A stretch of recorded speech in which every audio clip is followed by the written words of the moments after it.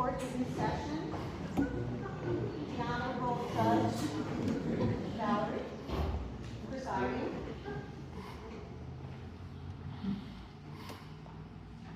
Now continues the trial of the people versus Jesus of Nazareth. You may be seated. Are all parties ready? Attorney for the prosecution is ready. Defense attorney is ready. Ladies and gentlemen, the trial of Nazareth is just about to begin. He is charged with being a fraud, a religious fraud, with claiming to be the Lord and our Savior. You are the jury, and you are the officers of the court, and such as each of you has a vital part to play in the trial. No one here is a mere spectator. As a member of the jury, your duty will be to pay close attention to everything that is said, weigh the evidence for and against Jesus of Nazareth, and pronounce the final verdict. You'll have an awesome responsibility. You will decide whether Jesus of Nazareth is guilty or not guilty, whether he is to live or to die. Before we begin this trial, jurors must be sworn in. So please stand and raise your right hand. Do you solemnly swear that you will well and truly try this case, the people versus Jesus of Nazareth, and the true verdict rendering according to the evidence of the law, so help you God? Then answer, I do. I do. Prosecutor, you can call your witness. Herod Antipas to the stand.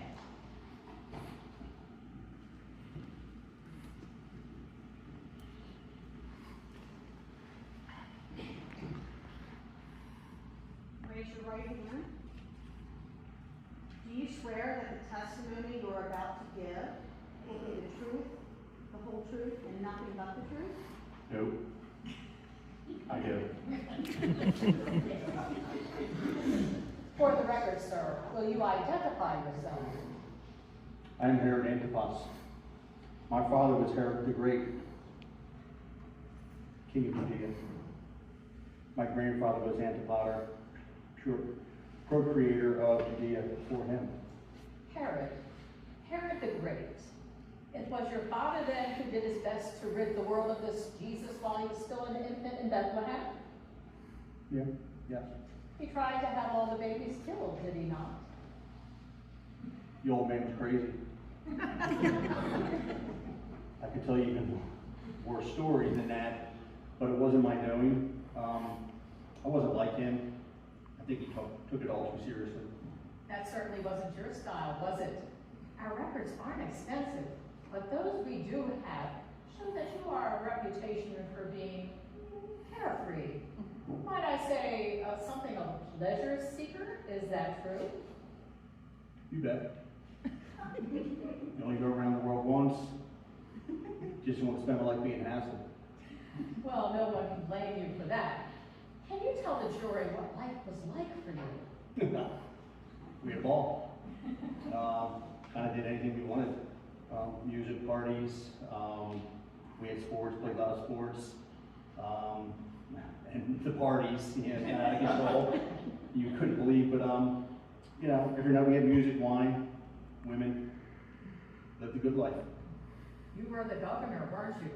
What about work? Did you enjoy that? Didn't you have duties to carry through, responsibilities? At the end of the day, I had, obligations, but we had flunkies to do a lot of the minuscule stuff. Sign a few papers now and again. That was about it. Besides, Herodias took care of most of that stuff for me. So Herodias, can you tell the jury who that is? Sure, it was my wife. Have you ever seen her? She was a classy woman, let me tell you. She really lived it up. She had a daughter, didn't she? You bet. Saloon. What a beauty. She's kind of like her mother and then some. And she could dance. Two of them gave you some grief about a wild, roving preacher, John the Baptist. didn't they? I don't want to talk about that. I'm sorry, but you must answer the question. Well, Jesus is on trial here, not me. You will answer the question or be held in contempt. All I right. withdraw the question, Your Honor. Tell us, Herod, about this Jesus of Nazareth. What do you want to know? When he was on trial the first time, Pilate sent him over to you, did he not? Why? He didn't want anything to do with him. You know, good old Pontius Pilate was, you know, he was kind of a grumpy, you know, sour, grumpy, always working. When Jesus came before him, Pilate didn't want anything to do with him, so he sent him to me. I was in Jerusalem. Jesus is from Galilee. As you know, that's my territory. So technically he was my problem. So there I was in Jerusalem, so Pilate sent him to me to pawn off his problems onto me. What was your impression of Jesus? I've heard of him. Word gets around. I just really wanted to hear what he had to say about God. He's the Son of God. A man like that should say something about life after all, correct? And did he? No, he stood there like a sheep. He was kind of a washout, to be honest with you. You know, I wanted to know. He didn't say much. I wanted someone to tell me really what life was about. He wouldn't talk, and I kind of blasted him for that. Kind of nothing, zero, zippy. I wanted to see one of those magic tricks, changing wine to water. You thought he might? Sure, I heard you turn wine to water. What fun that might be to see. But he said and did nothing. Why? I think he was kind of too religious. If there's one thing that's going to it's kind of ruined a man's life is religion. I mean, he takes it too personal. So you didn't believe he was the Son of God? Are you kidding? You know, he was kind of a criminal.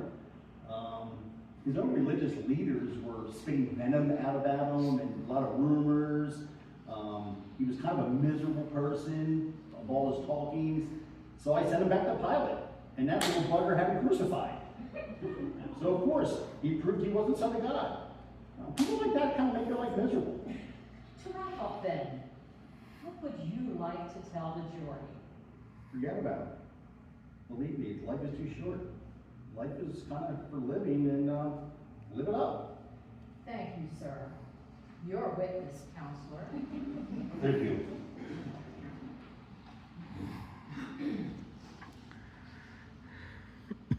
Governor, you've given the jury the impression that you really enjoyed life.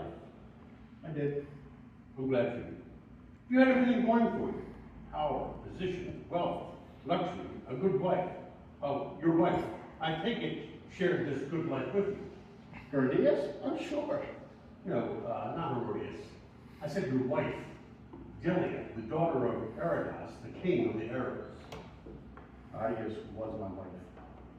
She was your sister-in-law, your brother Philip's wife. Half-brother.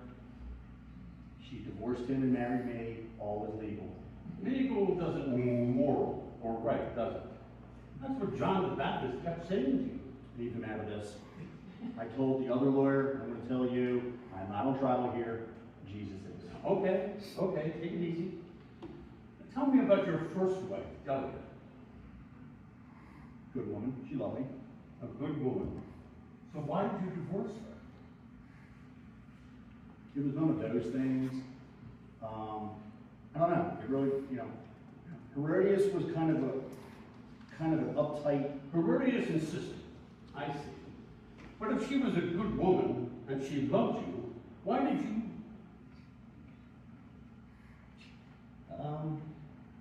She was too good. Too wholesome. Who wants a wholesome wife? I mean, I wanted excitement. Herodias, well, she really had a full party. So Herodias had fun at the parties too. At first she did, but later she got too busy. Doing what? Took care of a lot of things for me. You know, she saw ambassadors, took in complaints, saw ministers, stuff like that. She kind of ran things for me. Great gal. She'd snap her fingers, people would jump. Ran things for you. Was that your idea? At first I did everything, of course.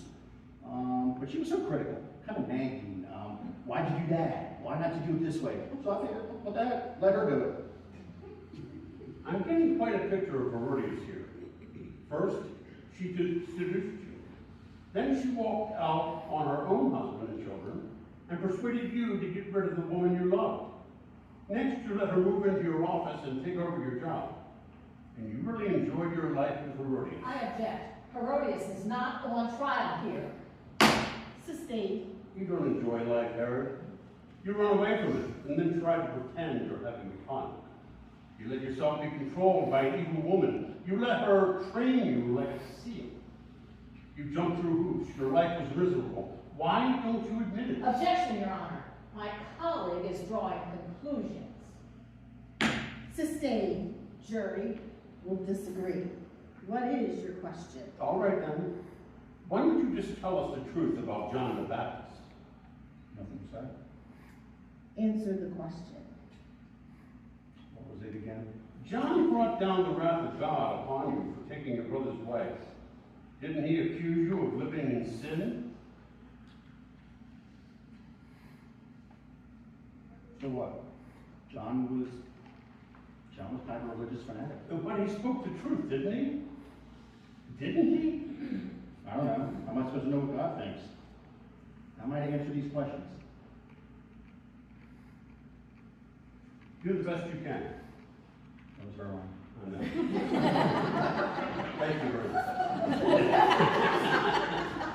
Well, John kind of, John tormented me for months.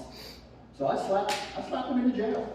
And he screamed at me from the dungeon at night during wild parties. I could hear him. Finally, I just took his head off.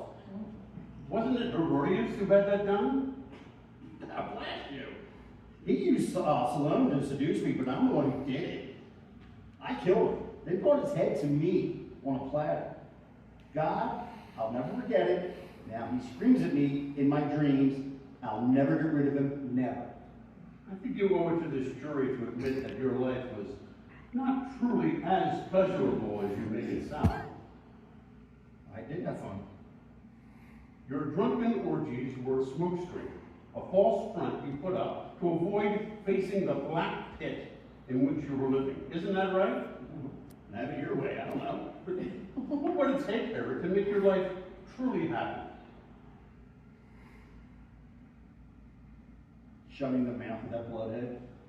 A clear conscience? Is that what you want? Yeah, clear conscience. And what would you like? Forgiveness? From Delia, your wife? Yes. From John the Baptizer? Yes. From God? Yes. Forgiveness from God. Is that what you need? Forgiveness? Love? Yeah. God help me. Yes. And you want this jury to convict the one person who can bring you that love? No further questions. You may step down, Governor. You may summarize, Counselor.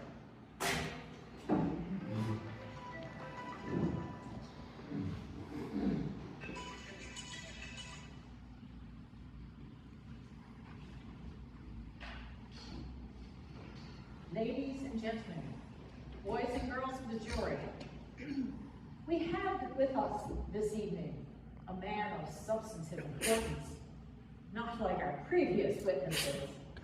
This is Herod. Herod, a man of culture and wealth, governor of Galilee. Clearly, he rose to the demands and with his wealth fulfilled his responsibilities in very complex times. And he exceeded the demands, refused to get bogged down in difficulties. No, he went beyond to pursue the arts and sports. He was a great host, entertained lavishly.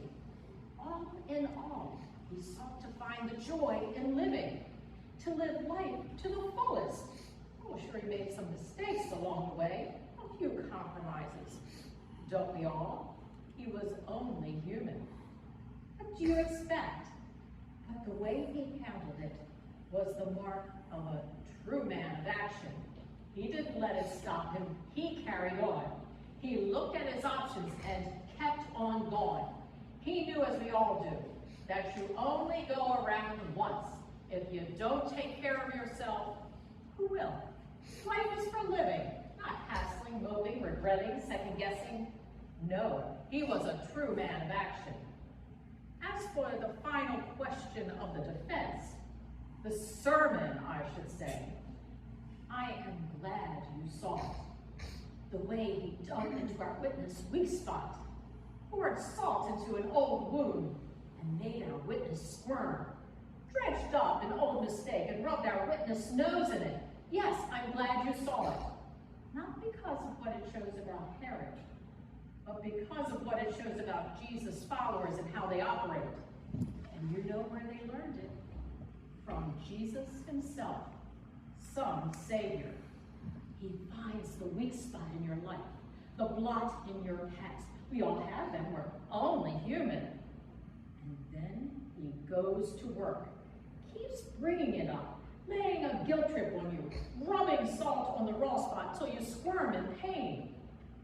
Does he bother to look at the fact that you're only human? No. Does he bother to look at all the good? No. All the pleasure you found? No. In fact, he blots it all out with his holier-than-thou guilt. And then, when he sees that you're really miserable, he says he's kind of Savior that does that, making you miserable. So, just so you need him, when you've been doing perfectly fine on your own. And as for being your Savior, it's a trick. He offers you abundant life, he says, but read the fine print. He gives you the cross. What kind of Savior is that? He knocks you down from the good life, then picks you up and hands you the cross. He is a fraud. I say, dangerous one. What kind of Savior would hand his people a cross? The choice is clear between the good life and the cross. I say, find him guilty. Is the defense ready for the closing statement?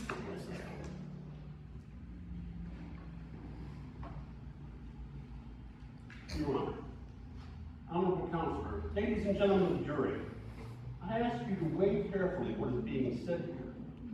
My opponent is trying to convince you that Herod lived the good life, that his life was filled with joy and happiness. But what is true joy and happiness? Is joy found in having everything you want? Is it found in wild parties or sports events? The prosecutor is confusing instant gratification of the flesh with true and lasting joy. There's nothing wrong with having a good time, but let's not confuse having a good time with a life filled with joy. Herod's lifestyle is a prime example of what happens to a person when true joy and instant gratification get confused. Herod's fun and happiness came at the expense of others. Doesn't matter who you have to walk on as long as you get what you want. That's the attitude. What is the end result of this kind of life? You've seen it in this witness. He is a tormented man, tormented not by Jesus of Nazareth, as the prosecutor would have us believe, but by his own conscience. Herod, like you and me, has a desperate need to be loved and forgiven. What Herod doesn't understand is that it is only through love and forgiveness that we will ever find true joy. And that love and forgiveness can only come through Jesus. Jesus said it himself, I come not to condemn the world, but to save the world.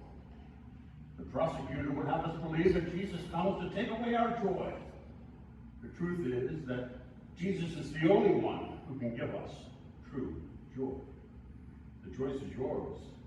You can live a life of superficial fun and happiness, or you can allow Jesus to fill your life with love, forgiveness, and lasting joy.